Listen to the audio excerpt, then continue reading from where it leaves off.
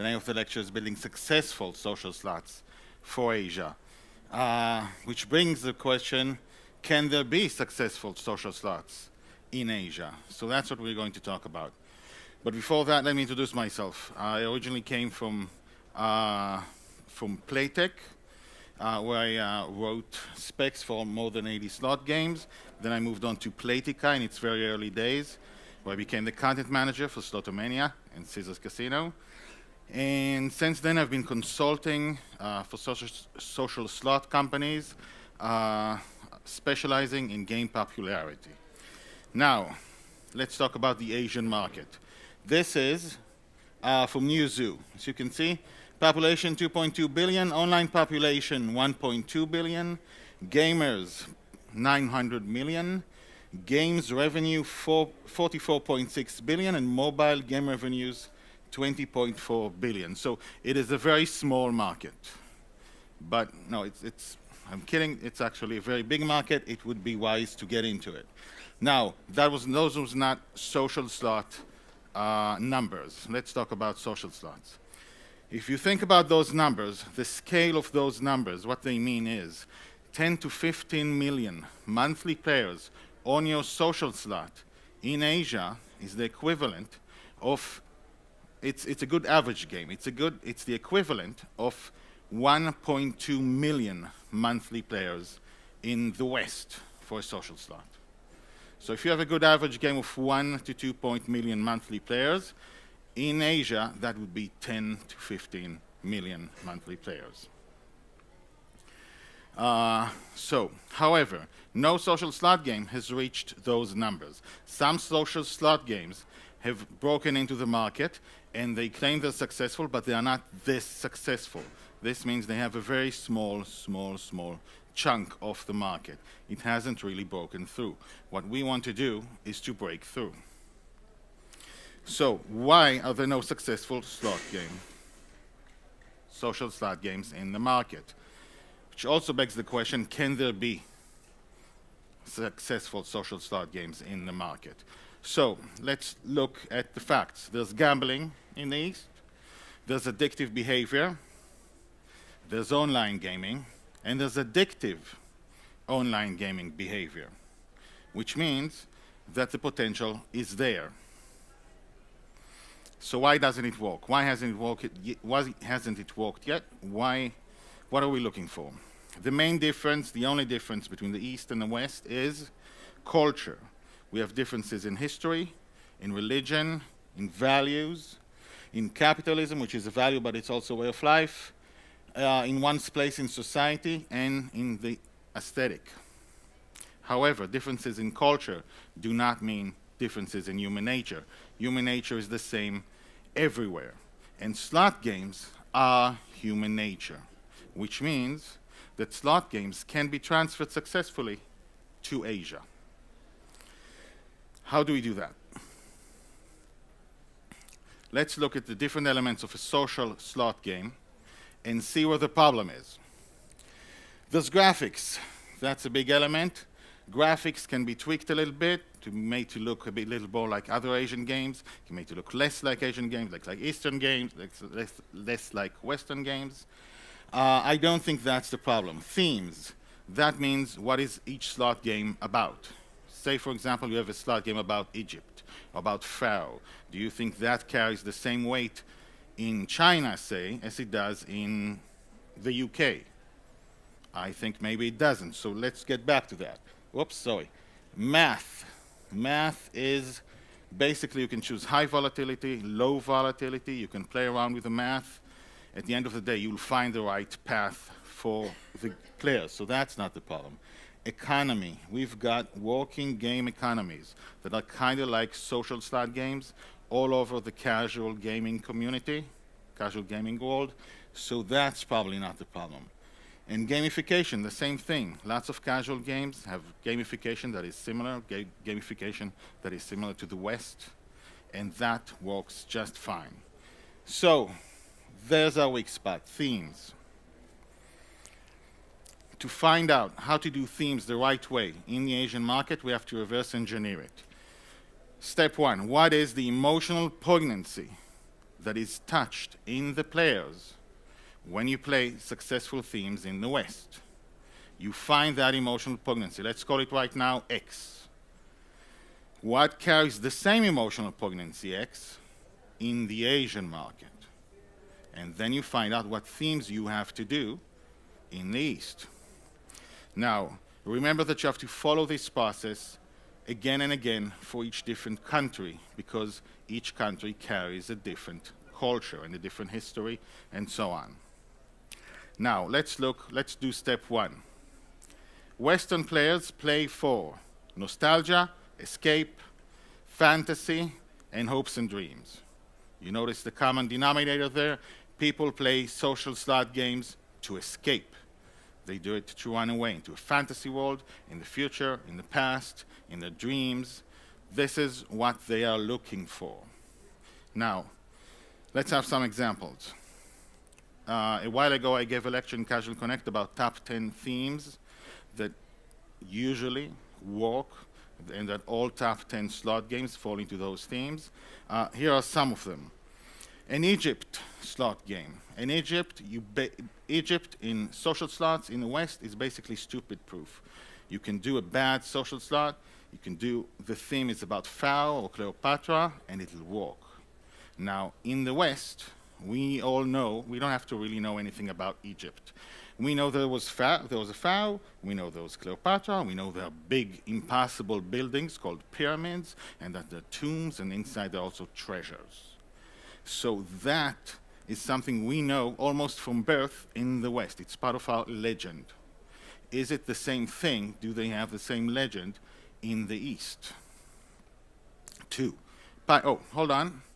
Egypt is nostalgia for that reason. It's also a bit of fantasy. Pirates. Pirates is fantasy and escape. It's big fun adventures. Do pirates carry the same meaning in the West as they do in the East? Do they carry the same meaning in the East as they do in the West? Probably not. Leprechauns. Leprechaun is a top 10 game. You do Leprechaun, it'll be successful, a Leprechaun game. You don't have to be Irish to like that game.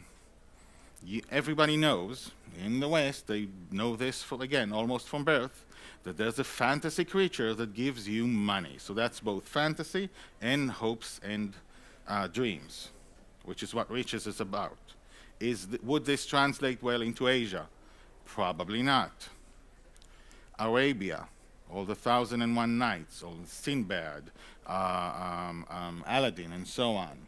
That is fantasy, it is nostalgia, it is partly escape. Do the same legends hold for the Asian cultures? No. Vampires. Vampires is a sort of escape. Vampires, if you do them humorously, are a top 10 idea for a slot game in the West. But they don't carry the same legend, the same emotional baggage in the East as they do in the West. Santa.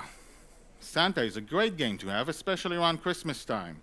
It's escape, it's hopes and dreams, it's fantasy, it's nostalgia because it reminds most people of their childhood when they used to get gifts, and hopes and dreams is about getting gifts. Would Santa translate in the same way to the East? Probably not. You're starting to get the idea. If you are, for example, one of the top leaders in the social slot community, if you're Slotomania, for example, and you want to put all your games, which include tons of these and other great ideas for themes, would they translate to the East? They wouldn't. You have to change the themes. You have to create different themes. You have to find the same poignancy and do another, and do a whole slew of different themes. Now, don't make this mistake. I'm not telling you to use Asian themes. That's a mistake. Let me share something with you. Whoops, I'm really quick today on the thing. Take for an example, let's do this one. Let's take for an example, geisha. Geisha is a top 15 kind of theme idea in the West because it is fantasy, it's exotic. You know what it isn't in the East?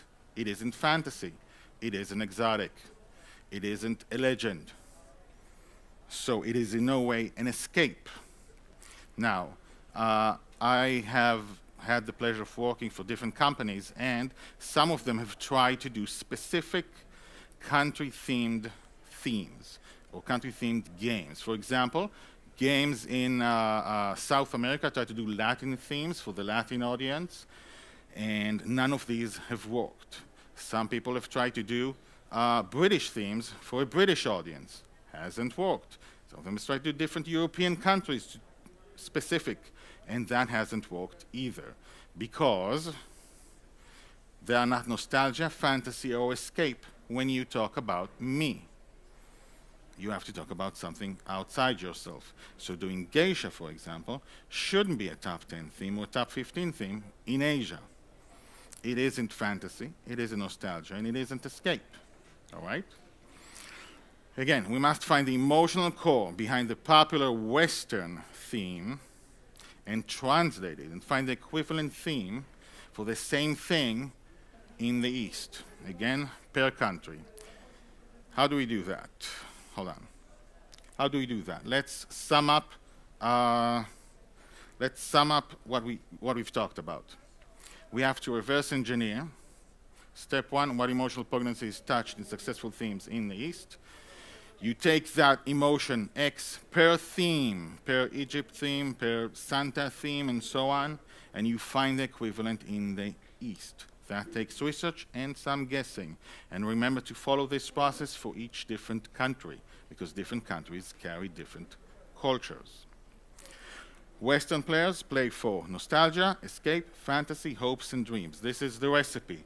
The recipe for each one of the themes is you take 2 cups of this, 3 cups of this, 1 teaspoon of that, and so on. Each of the successful themes is made out of a certain recipe of these. You now have 98% of what you need to translate social slots to the East. The remaining 1% of that is messages to players, gamification, animations, graphic style, sounds, and so on. All those sound really big, but they're actually very small and trivial. When you do those, you think this will, if I do the wrong one, it will destroy my game. Those are not the things that destroy your game. You can play around with that, tinker with them, copy from other successful games, how to talk to the players, how to do right gamification right, or animations, or graphic style, or sounds. This is not your problem. This is 1% of what you have to do. The remaining 1% is you have to do the work. You have to find out what is the equivalent of the themes once you know what the recipes are. Thank you for listening. Questions? I was waiting for you to show us a successful one. There are no successful ones yet. Not yet. Okay. Do you have any ideas for successful like themes, like say Chinese Year of the Dragon, the Chinese New Year? Is that something that might I would stay away from Chinese stuff. Yeah. Especially if you do something in China. Gotcha. You want to escape. The Year of the Dragon is nostalgic and fantastic and escapist in the West. Do you know anything specific like in China that would be considered escapist? Well, I have some ideas about the way it should be done, but that's for a different conversation. You basically have to do the research. What actually works, what's been shown to work, delve into the fantasies, the myths, the culture, and see what works. All right, thank you very much, guys. Thank you.